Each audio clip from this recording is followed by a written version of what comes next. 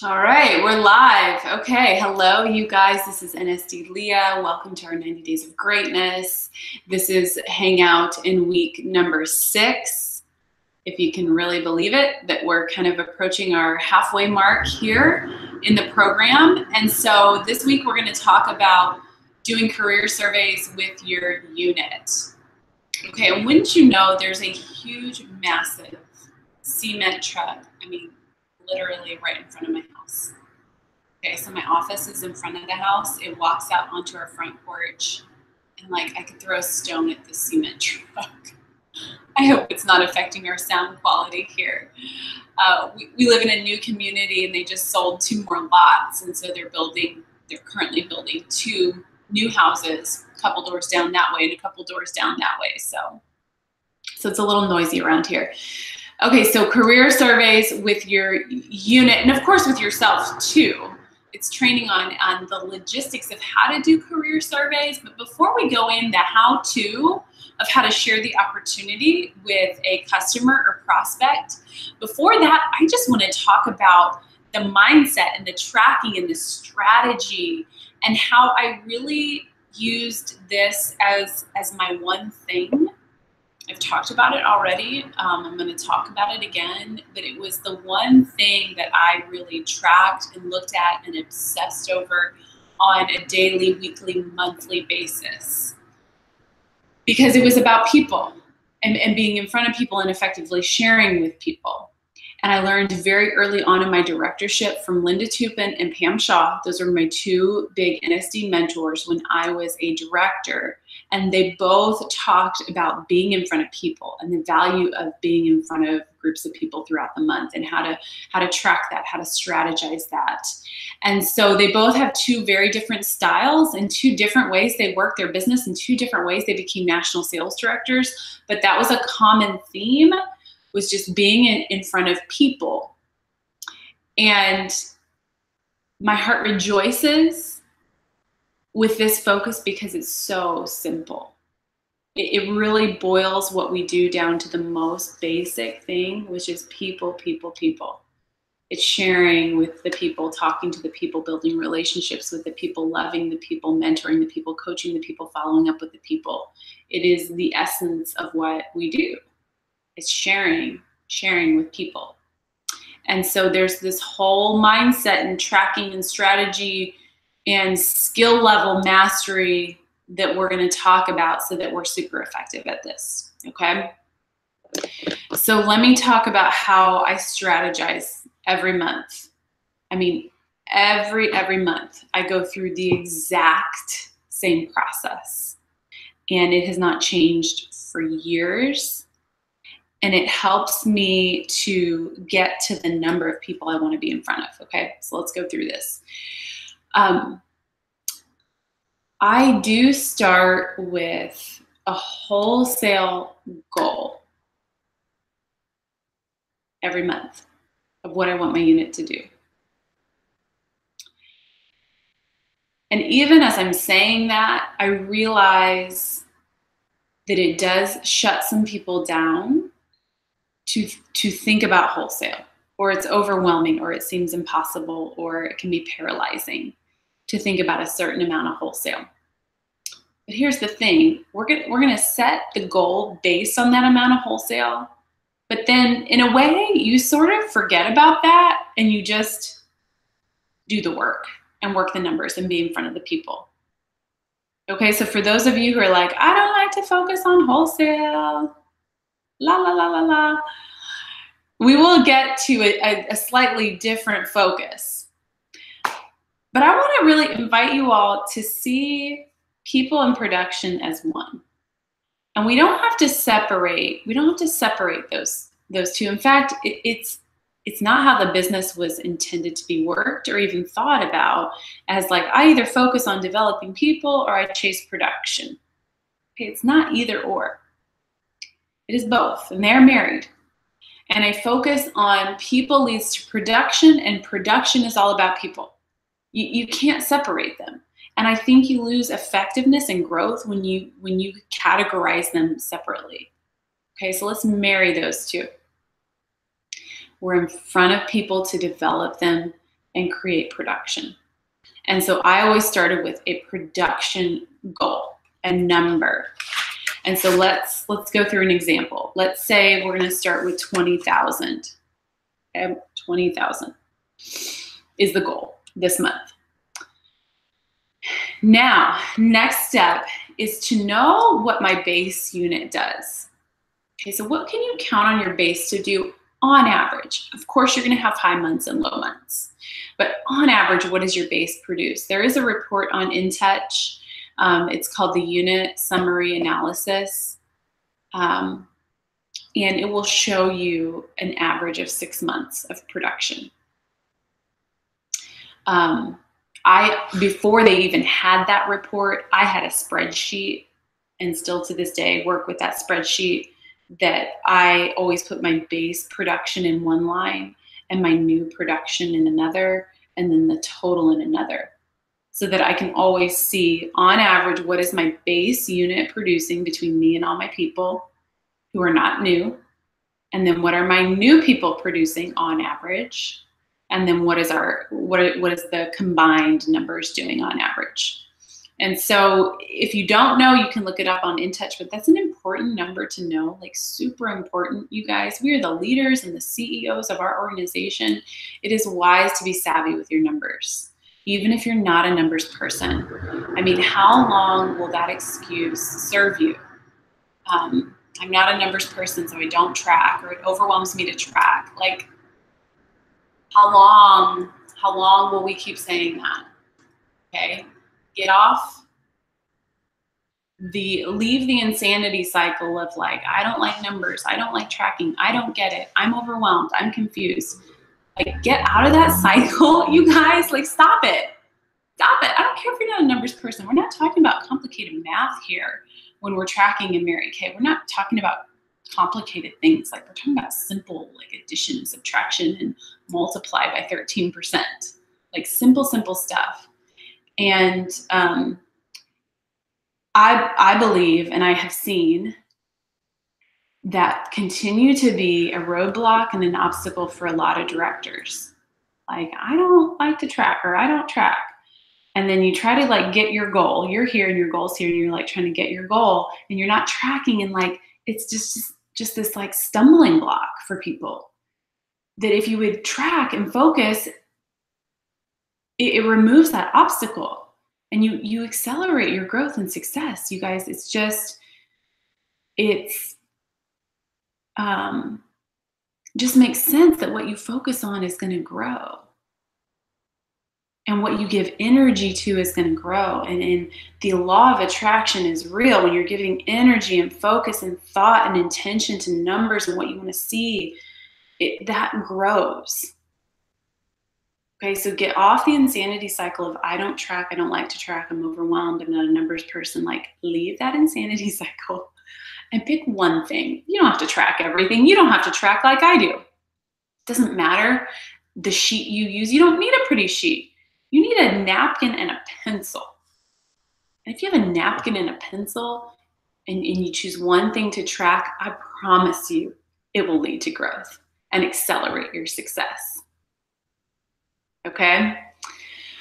And so back to the 20,000. And let's say my base on average, just for the sake of even numbers, you guys, let's say my base on average produces 10,000. And so my goal of 20, I can subtract 10 from, because I can pretty much count on me and my girls to produce that. If we added nobody new this month. Okay, so then what does that leave left? That leaves another 10,000 to find. And so you're on a mission to find that extra 10,000 to hit the 20,000. So where does your mind go when you think of finding 10,000? As far as strategy. Or finding whatever number you specifically need. I'll tell you where my mind goes. My mind goes to stars. And when I think of 10,000, I think of 5 stars, because I use an average of about of 2,000 per star. Some are going to come in maybe just qualified, or 1,200. Some are going to come in 3,000, 3,600. So I just use an average of about 2,000. And so I would want to find 5 stars, 5-star new star consultants to find 10,000 in production. Now for me, and I know these numbers because I track them, for me, I know that if I want to add 5 stars, I need to find 15 new agreements. And 1/3 of those people are going to come in as stars. On average, okay, on average. Now I have had months where everybody came in as a star, and I have had months where nobody came in as a star. That's why we like averages, because it gives us a more clear picture of what we can expect, what we can plan for. And so 15 new would lead to about 5 stars, give or take, okay? So then 15 new, what do you do with that number? That is when I multiply it by our unit recruiting average. And the only way to know that number, you're not going to find that on InTouch. The only way to know that one is if you track that. And I have tracked that for years, and how it started, well, no, I've tracked it almost from day one of my directorship, but how it really benefited me to track this is 1 year, I think it was my second year, or maybe my first or second year as a director, I saw that our unit recruiting average was 1 out of 7. Now the company average and what we teach new consultants is 1 out of every 4 to 5. And so when I saw that it was 1 out of 7, I was like, oh, like that sucks compared to what it could be, what it should be. So I was in front of a lot of people.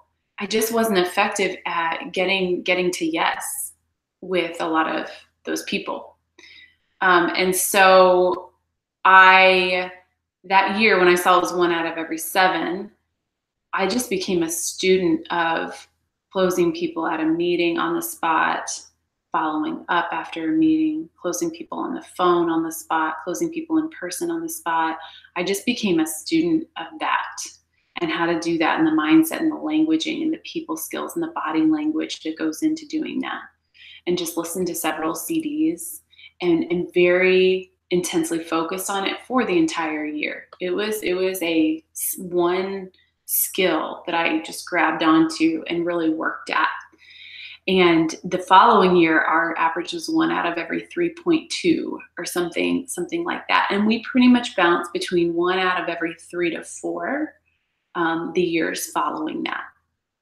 And how I would figure that out is I would take how many people I shared the opportunity with for myself personally and my unit members divided by our number of new. And so I'd have a monthly average, but I'd also have a year-to-date average. Because you guys, I mean, I know, some months it feels like everybody says yes, and some months it feels like nobody says yes. And so you can't ever look at a month and discern what your average is. You really have to look at a longer period of time to really see a clear picture of what your true average is. And so now let me talk about this for a minute. I would track how many people I'm in front of. And I'm going to get to more details in that in just a minute. But then let's say I was in front of 100 people. And I'm just talking any living, breathing person that I shared the product or opportunity with, both for my own personal appointments and sharing appointments, and then for my unit. So let's say I was in front of 100. Now that didn't mean I asked everybody the yes or no question of, do you want to start a Mary Kay business? Okay, at my personal parties, I wasn't going in looking for an agreement. I don't think that's wrong or bad to do that and try to close people at a party. It's just not how I do it.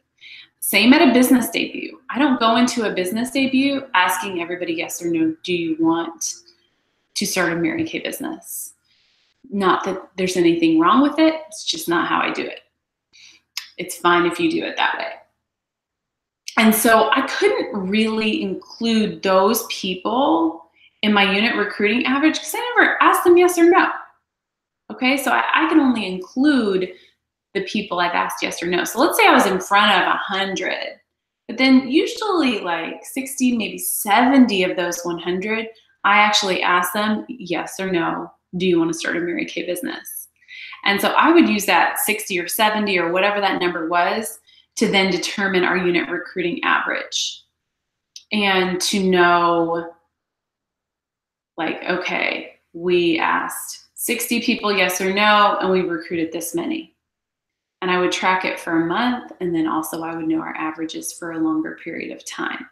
You guys, this comes in so handy when you're finishing a big goal. CAR or the B or personal courts or unit clubs or the cruise. Like, to know these numbers helps so much. So it's not just a crapshoot. Like, okay, I need to do 20,000 to finish the Cadillac. What should I do? Well, I don't know. What should you do? What are your numbers telling you should do? Okay, numbers just take the emotion out of it and allow you to have like a real actual strategy and plan that you can have a level of confidence in that it works because it's been working. You've seen it work. You've seen it play out. Your unit is in the rhythm of doing a certain amount of wholesale. You're in the rhythm of adding a certain number of new people. And you can have confidence in your plan because you're just working the numbers. I mean, I cannot tell you how many directors have no clue. I mean, no clue what their base produces on average. They have no clue how many people they're in front of on average. They have no clue what their average number of new agreements is, no clue what their unit recruiting average is. And when I realize leaders have no idea what these numbers are, I'm like stunned. Like, I could fall out of my chair in shock when I hear that, because I'm like, what? Like, you don't know? Like, are you working and trying to build your own business or not? And you don't know? Like, you're the CEO and the leader of your organization and you don't know?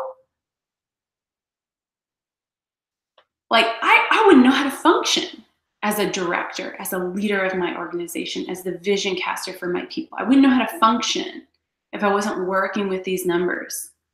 And if these numbers weren't taking emotion out of it so I could just control the controllables, stay centered, stay in peace and joy in the journey. Okay, so we've got to know this stuff. We've got to track this stuff. And whatever excuses or reasons you have for not, like, put your big girl panties on today and take responsibility for that. And like, be the leader for your people. Step up and be the leader. And part of being the leader is knowing this stuff and tracking this stuff so you can be more effective, so you can create growth for you and for the people you love and the people that you lead. Okay, so 20,000 is the goal. You know your unit can do 10. That leaves 10 left over. I think of 5 stars. You don't have to think of that. You can think of that in a different way. Everybody's brain is kind of different when it comes to that. That's just where my brain goes. Like, okay, find 5 stars. So to find 5 stars, I need to recruit 15. And so to recruit 15, let's just go with 4 as my average. So 15 times 4 is 60. So I know I need to ask 60 people yes or no if they want to start a Mary Kay business. 60 people, both for myself personally and my unit. Now that means I probably need to be in front of 80, 90, 100 people because, again, I'm not asking everyone a yes or no question. But 60, I absolutely have to ask yes or no to bring in the 15 so that 1/3 of them are stars, so that we hit the 10,000 in new production, added to our base production, and we hit our goal. And I can know on February 1st how to hit my goal. I don't have to guess. I don't have to wonder. I don't have to hope that I'm doing the right thing, but not really be certain. I don't have to have anxiety about it. I've got a plan. I know it works because I've seen it work and I understand how our numbers work. And I work on the plan. I go find those 60 people. Okay, you see how much peace and joy, like you can know on the 1st how you're gonna finish the goal. It doesn't have to be this like anxious hoping and wondering and floundering and doubting and questioning and hoping and wondering and floundering and doubting and questioning. Like, you can know. You can know. And there's a lot of joy in the journey when you work in that zone. okay? And so then you find 60 people. So let me tell you how I do that. I will look at a month at a glance. I love a month at a glance. I couldn't function without a month at a glance, right? Like to see the whole month at a glance, like all of it right there. So I would look at a month at a glance and I see what is on my date book. And I just start adding up numbers. I'm just writing them down. Okay, so let's go through an example here. Let's say I have 10 personal appointments on my date book and I know my party average is 4. Okay, again, we've got to know these things. We've got to know our personal averages. Average party attendance is 4 times 10 is 40. And really what you factor into that, you guys, is that your cancellation rate. And how I strategize is I'll book 10 in the first 2 weeks to hold about 5. And I'll book 10 in the last 2 weeks between the 16th and the 30th to hold about 5. So holding about 10 a month, give or take, which is always leads to a power start. And on average, I'm holding about 2 to 3 a week, give or take. That's usually how my personal business rolls out. And that's how I think about it and put structure around it. And so I know that I really need to book 20 to hold 10. Okay, 10 in the first 2 weeks to hold 5, 10 in the next 2 weeks to hold 5. And so if I've got 10 on my books, I can really only count for 5 of them at that point. So if I've got 10 on my books, I know 5 are going to hold, and I multiply that by 4 because that's my average party attendance.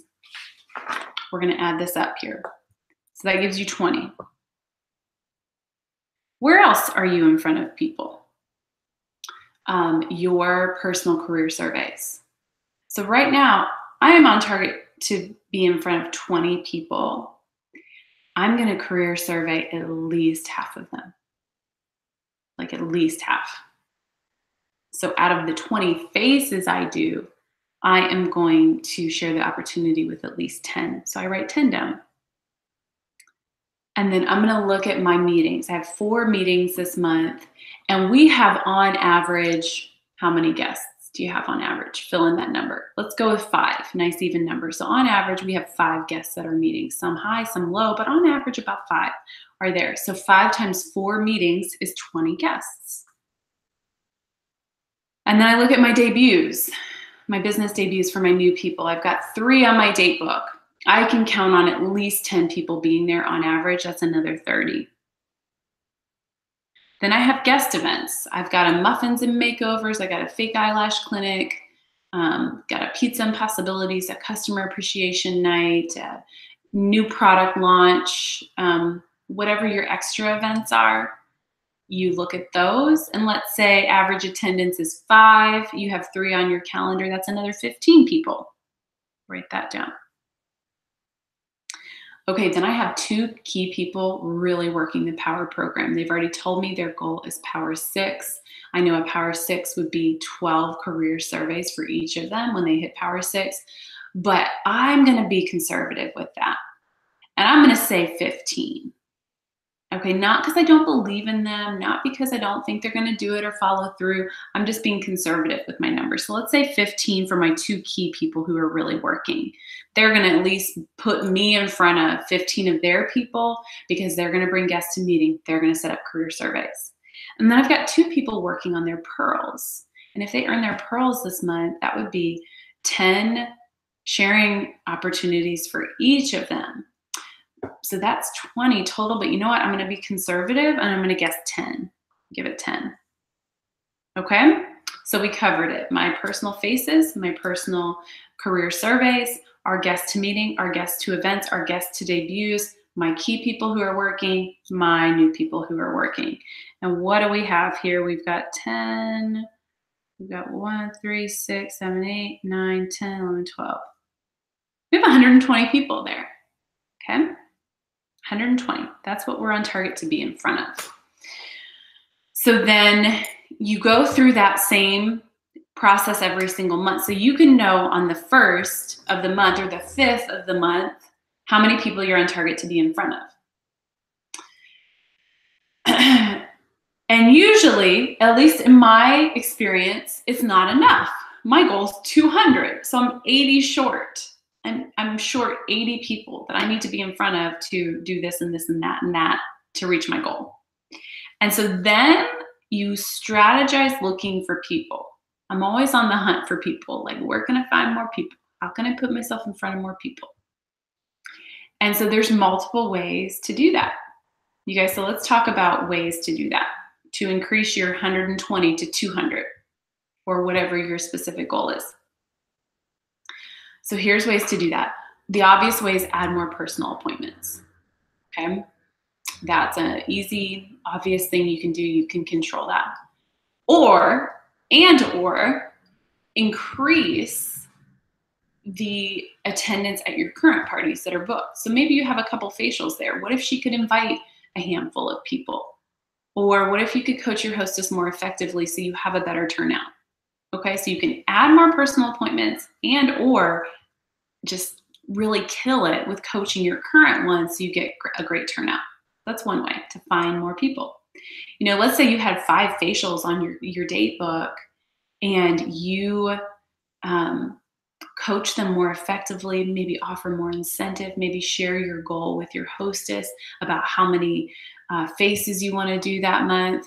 If 5 facials turn into 5 parties of 3, even just 3, you went from being in front of 5 people to 15 without adding any work hours to your date book. Isn't that awesome? You just tripled your work without adding a single minute, because you're going to be at that facial for 1 to 2 hours anyways.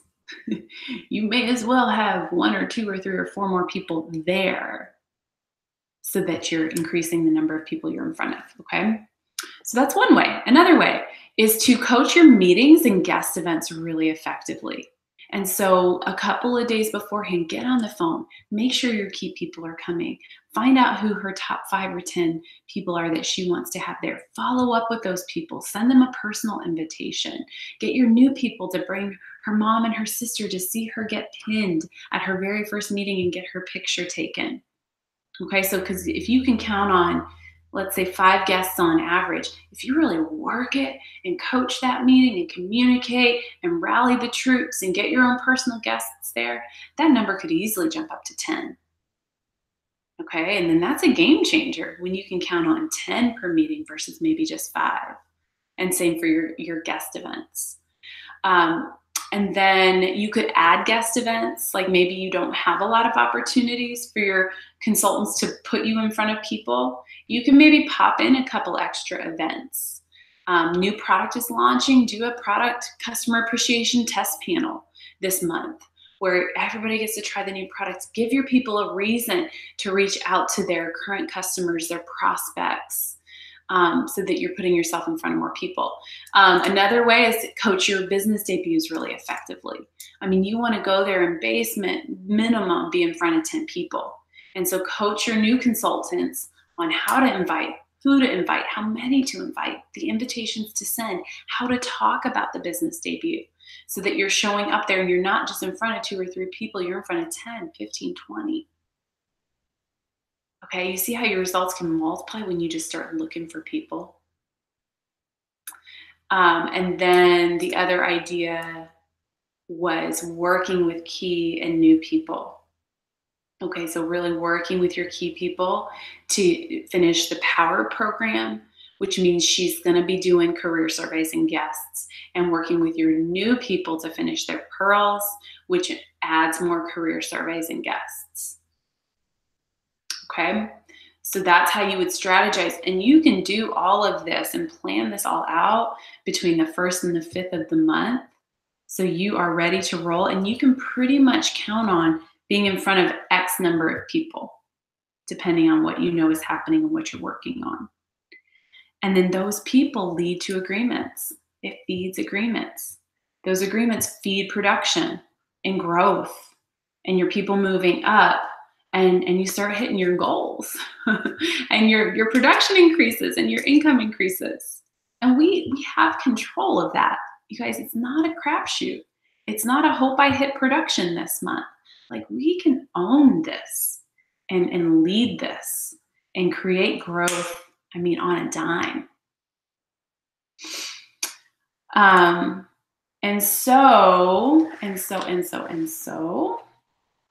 the back of the brain book, we have a career survey tracker, and it's in your packet too. So that as you're in front of people throughout the month, their name goes here. This is a spreadsheet I've had on my iPad for years. It came from another spreadsheet I used to use that had 12 large boxes in it. And then I just kind of condensed it down to fit more on one page and went from paper to tracking on my iPad. Now I'm back to paper, and I have this in the back of my own personal brain book. And I just track her name, consultant she belongs to, phone number, the event she attended, her interest level. I asked everybody their interest level on a scale of 1 to 10, and then any notes I want to keep about her. And so I have a new fresh list, and I print as many as I need based on my goal for the number of people I want to be in front of. And I'm just keeping track of it. And yes, I put every living, breathing, warm body I'm in front of. Doesn't matter who she is. Don't care. Her name's going down if I talk to her about Mary Kay, the product and or the opportunity. And I do repeat people. Let's say I go to my meeting tonight, and I'm in front of Stephanie. She's a guest at my meeting, and then Stephanie's interested but not ready to say yes. I book a career survey with her tomorrow. Her name goes on there twice, okay? I'll tell you why. And then let's say she, comes to a guest event at the end of the month. Her name goes on there again. And the reason why is because I don't like to have to keep track of like, oh, was I in front of her before? Or what month was that? Like, I don't want to keep track of that. Every time I talk to somebody, her name goes down. And also I know how valuable the layering process is. And so like, I want to see her name down on there like multiple times so that I know I'm like fully engaged in the layering process with people. Okay. You don't have to logistically do it like that. It doesn't matter. That's just how I've always done it. Okay. And then I'm highlighting my prospects as I have people that I like and who are interested. I'm highlighting them so their name jumps out at me. And then I will take those prospects, you guys, and Post-it note, yellow Post-it note. I've done this for years. Our hottest, closest prospects, their name and number goes down there with whoever she's connected to, the consultant, if she's not my personal prospect. And I have like a list of, usually there's about 5 to 10 names on there, give or take. And every new day and new week, I'm moving that Post-it note so I can see it. Like every day I'm seeing it and looking at it. Am I calling those people every day? No, of course not. But I'm at least considering who's next. Who's next? Who's next? I have always wanted to track 1 agreement a day. 1 agreement a day.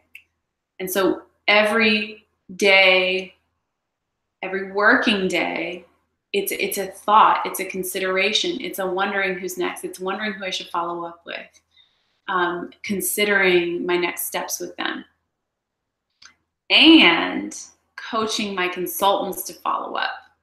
Because often they're not your personal people, they're your people's people. And there are times when it's totally appropriate for you as the director to follow up without including the consultant, if you have a relationship with her. So like people I met at a meeting and had built some rapport and trust with, I'm gonna follow up with them. I'm gonna try to recruit them, whether that consultant is engaged in the process or not. Now, ideally she is, but sometimes they're just not. But you are recruiting for her. You are helping her get her next promotion, even if she's not fully engaged in understanding the process. And then when guest events come up, or Gloria Mayfield Banks comes into town, she was in Cincinnati, just a couple of months ago. Then you look at your list and you're calling Susie Q saying, Gloria's coming to town, invite Erica. Because Erica is Susie Q's prospect.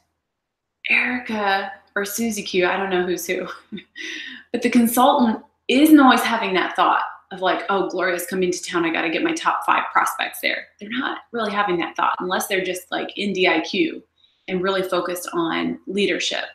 Otherwise, they're not having the thought. And so you as the leader, you're having the thought for her and coaching her to invite her prospects and teaching her in the process how to layer people.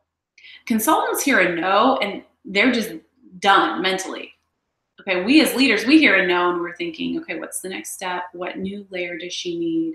What information does she need? Because we know it's just a layering process and people need those layers, or they need time, or they need a circumstance to change in their life in 6 months. Okay? Okay, so you've got your post-it note with your prospects because you're thinking 1 new agreement a day, every day. And then I have this spreadsheet that's saved on my iPad. It's called Prospect. You really can't see that. It's too much light coming in. Prospect tracking. So at the end of every month, I'm getting a new fresh career survey tracking sheet printed off. And starting over in my goal of being in front of 100 to 200. And so the old sheets I file away. And then the new sheet, I'm making sure all of our best prospects are on there. And so you guys, I mean, I could go back years and years and see who our prospects are from like years ago and have her name and her phone number and her consultant and notes about her and her interest level and her objections and all that. Because I just don't want people slipping through the cracks. And fortune is in the follow-up. And they're going to start Mary Kay. It just may not be with you. Or they're going to start a direct sales company. It just may not be Mary Kay unless we follow up and do that effectively. So every 6 months, a major life circumstance changes for a woman. She quits a job, gets a new job, goes back to school, graduates from school, gets pregnant, has a baby, gets married, gets divorced, goes on vacation, moves, builds a house, downsizes, retires. Like every 6 months, there's a big life circumstance changing for women. And so when life circumstances change, that means we need different things, or have different needs, have different values, or a value shift, or a priority shift. And so the reason we track prospects for years is because things are going to change. And I shared the opportunity with her. And so if things are changing, that it fills a need or honors a value that she has because things shifted, like she's going to be on my team then. Okay, when we don't do this, people slip through the cracks. Okay. So what I just described, you guys, is on my rhythm of how I start every single month, is going through that whole process that I just described of figuring out the people and then tracking them throughout the month. I have taught this for years. I've done this for years and I've taught it for years. I don't know who actually does it. And I'm just talking about my own directors. I don't know that a lot of people do, at least in conversations I have with my directors and with go-give directors and adopted directors. And I'm telling you, I would not be a national sales director today had I not go through that system every month. I'm telling you, I would not be a national sales director today because I wouldn't have known how to do it. And I wouldn't have been doing the work that it took to get there because I wouldn't have known who was who and what numbers to hit and what numbers we needed to do to reach certain goals. And I didn't just do it 1 month. I do it every month. And so you guys, you want to, and successful people learn to do consistently what others do occasionally. Maybe you have occasionally done this or walked through this process. Learn to do it consistently, month in, month out, month in, month out, month in, month out. Because you could be, I can't even tell you where your unit and your growth will be in a year from now when you do this every month, when you strategize like this, and when you very intentionally put yourself in front of more people. Like you would not recognize your unit or your paycheck. Like in a good way, wouldn't recognize it a year from now when you can really implement this and take the average maybe 30 to 50 people you're in front of right now, because you could easily bump that up to 75 to 100. And I'm talking like not even adding that many work hours. You're just working smarter and more effectively and in front of more people. Again, with not necessarily, probably, but not necessarily adding. Like if you're in front of 50 people on average and doubled that to 100, you wouldn't double your work hours. You would maybe add a few, but it's really just doing more effectively what you're probably already doing and doing more consistently what you probably are already doing. Okay?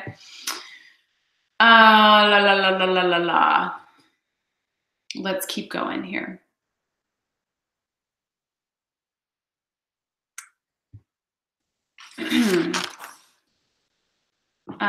The 15-day tracking in the brain book, that's a good way to just quickly, you guys know that page. That's a way, because it says, I will be in front of 50 people in the next 15 days. You can kind of quickly check it off here, but it's not enough space to really write the information down that you need. So that's where the career survey tracking comes into play. But this is an easy way to just check mark and see in one place where you're at and kind of track for a 2-week time frame where you're at. But I always use, in addition to this, would use the career survey tracking. And then I do want to talk about, before we get into the logistics of a career survey and how to share the opportunity, I do want to mention the recruiting is a layering process sheet. That's this sheet right here. I learned this from Linda Tupin, and she had something similar that I just took and kind of redesigned. But I learned the concept from her about the layering process, that there's about 7 or so layers. And the average woman takes about 4 layers to make a yes decision. And this sheet taught me to layer people. And so kind of like it's like the Mary Kay car wash. I've got all these cars lined up and they're just like continually going through, I don't know if that's a good analogy. But when I meet a woman, I'm not just meeting her for the first time and like one and done. Like she's going to become my friend and we are going to talk, and I'm going to see her again at a meeting and again at hosting a party, and we're going to talk again on the phone, and like she's going to become my friend, my customer, and everyone goes through the layering process regardless of their interest level. If Tina, my recruiter, had not layered me, and every time I was with her, we went to the next step. Okay. I went to her debut. We booked a party at that debut. At that party, she invited me to the meeting. At that meeting, we set up a career survey. At the career survey, we set up a glamour appointment. I don't know if it was in that specific order, but those are all the things that we did. And every time I was with her, she just took me to the next step, the next layer, the next layer. And I love the layering process. The layering process was fun to me. I always got something free or a gift or a discount for doing it. I learned to do my makeup. I got to try the products. I got a fun girls' night out at the meeting. I loved the layering process, was willing to do the layering process with Tina. And had she stopped at 1 or 2, I would have never signed up. Okay, so we enter people into the layering process, and we're constantly working the layering process, and then we're teaching our people how to do that. So the recruiting is a layering process. I teach that in my Pink Bootcamp, which is my new consultant training, in the recruiting section and portion, to make sure they understand that concept and start using the sheet to layer their people, okay? So important concept, important document for your unit to be using. And then let's go through the kind of the interview career survey process, okay?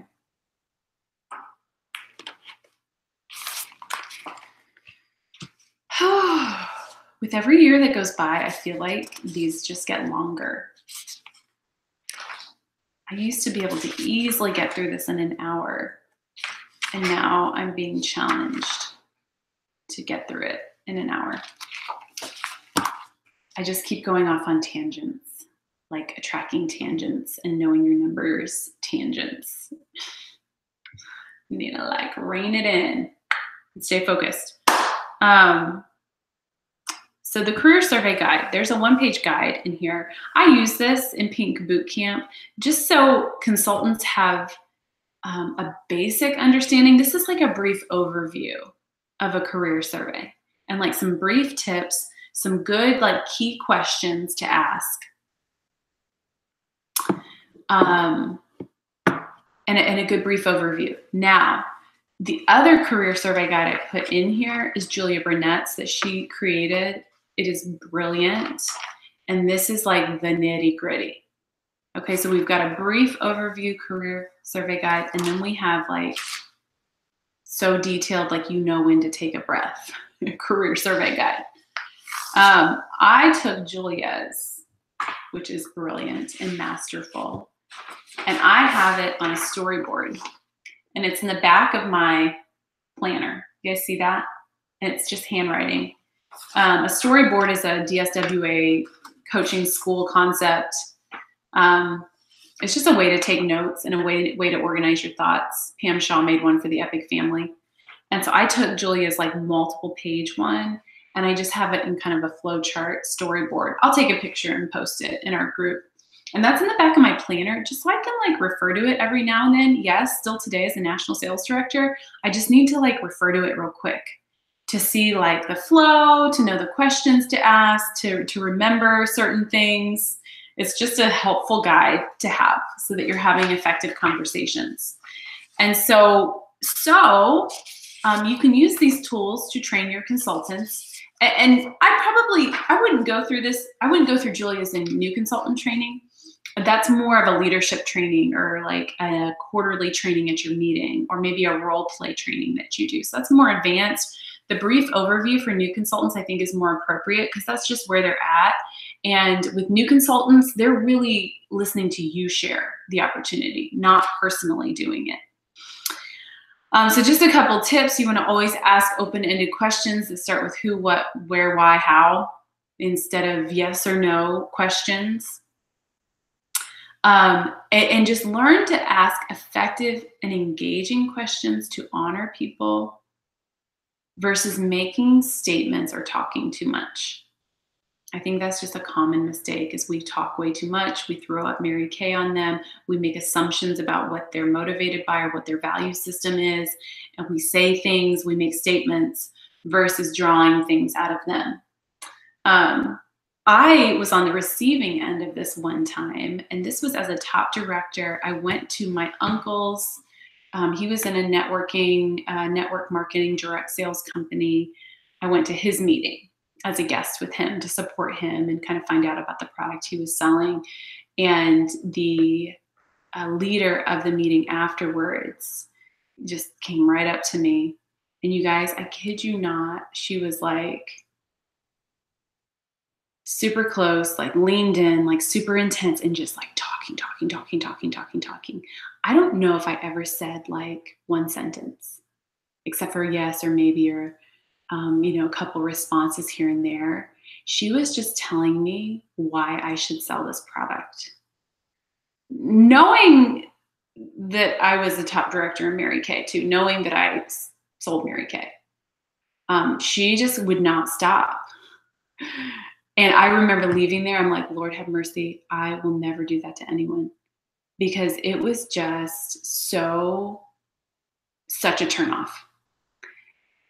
That I didn't really want to be a customer. I didn't want to come back. I didn't want to hear from her.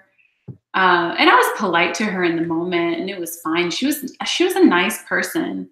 It's just her tactic was so off-putting. because all she did was talk at me and assume what I needed in my life and assume what I would be good at.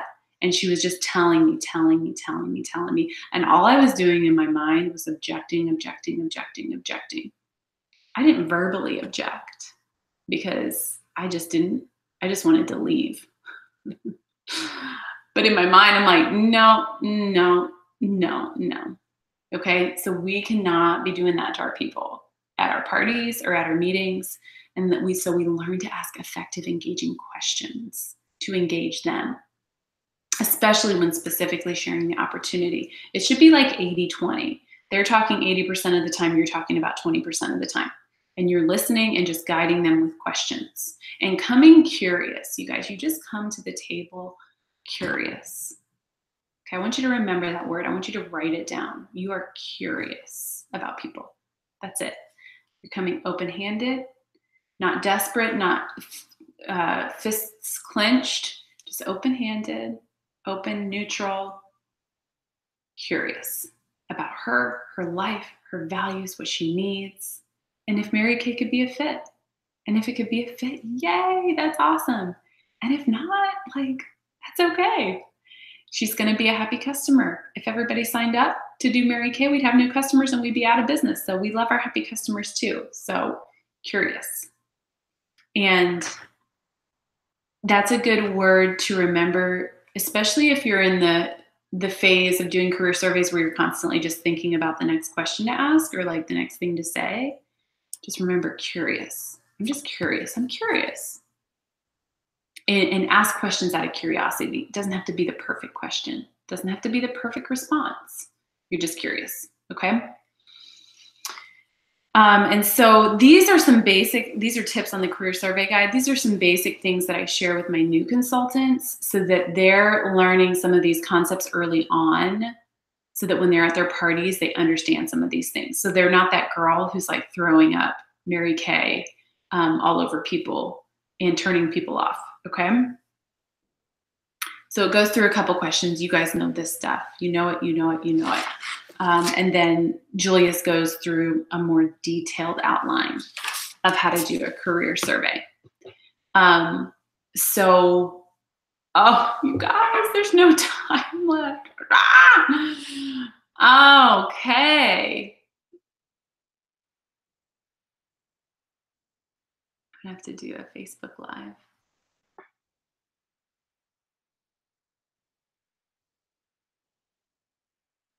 Okay, so a couple more things that we'll wrap up with, you guys, and then I'm going to do a Facebook Live to fill this in.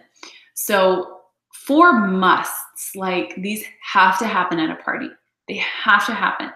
Anytime, they have to happen at a meeting. Anytime you're in front of people, these things have to happen.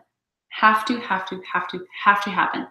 And you need to be doing this and modeling it yourself and then teaching your consultants that these things have to happen. Number 1 is an I story, just like a short 1 to 2 minute effective I story. Has to happen. Okay, we've got to be sharing it at our meetings. Our people have to be sharing it at their appointments. I story.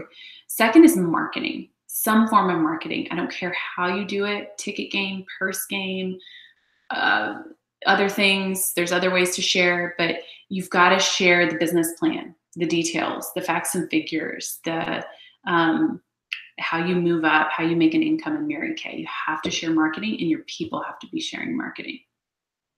Okay, have to. In my opinion, getting some feedback has to happen too. And so I've always used a career survey where they're, or a marketing survey where they're answering questions. I do this at my own personal parties and at my meetings, that they're at some point, I'm asking them questions, they're answering out loud and on paper. And those are things that I collect. I've used different ones over the years. You guys know what they are, like the Think Pink sheets and the marketing survey sheets. And I've got a party sheet that has questions at the end that you ask at the party to get their feedback. But solicit some feedback from them because it helps you to know who your prospects are. It helps people to engage in conversation. It helps to pique people's interest. And it helps them to have the thought like, well, what would be attractive about this? if we don't ask them to have the thought, a lot of people don't. They're just there to have a good time with friends and get a facial, you guys. They're not thinking about a new opportunity. And so we ask the question so that they'll ask the question themselves. Like, what would be attractive about this? What would I be good at? What would draw me to this? What questions would I have?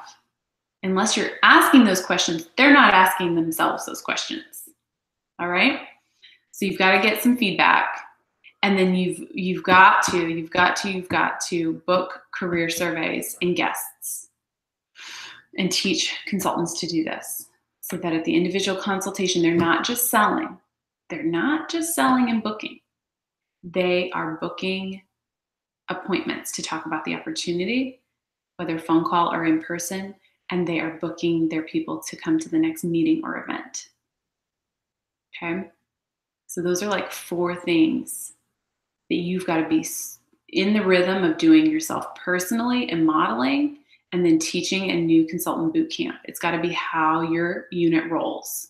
They do all those 4 things at any kind of gathering. Okay. So I am going to pause there.